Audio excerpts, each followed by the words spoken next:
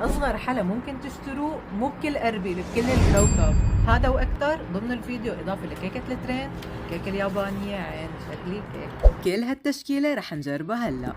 أشطوطة لوتوس، والتغليف كان كتير غريب على الأشطوطة لأنه ما مبين منها شي، بس الحشو ممتازة، فواكه وكمية الصوصات والتوبينج غير شكل. سعرها 6000 دينار، وبالنسبة للحجم كتير مناسب، النكهات كلها فريش، ناقصها سقسقة حليب، ومع هيك حبيت. أخيرا مكان متخصص بالكيك اليابانية، تشيز كيك ياباني صغيرة ب 8250، والصدمة كانت وصلت بلا سكر بودرة وبلا فريز حتى. الشي الوحيد الصح انه الكيك كتير هشة، بتدوب ذوبان ومثل القطن. للأسف النكهة كتير ضعيفة لحالها، أما مع صوص الشوكولا كانت أفضل، وبكل الأحوال حسيتها اوفر ريتد، ما بتستاهل هذا السعر، والدنيا أذواق لا تنسوا. نصيحة وقت الدليفري لا تنغشوا بالصور. مقلوبة دبي ب 4000 المفروض يكون فيها رز وكنافات وشوكولاتات وهيك قصص، خلونا نشوفها، ما قلبت معنا أبدا. عبارة عن كيكة شوكولا كتير قاسية، سكرها كتير عالي، مغطى على كل النكهات، حتى نكهة فستق ما في. غرامي سان سيباستيان، التغليف أكتر من رائع، كترولها شوكولا وتفرجوا على الجمال.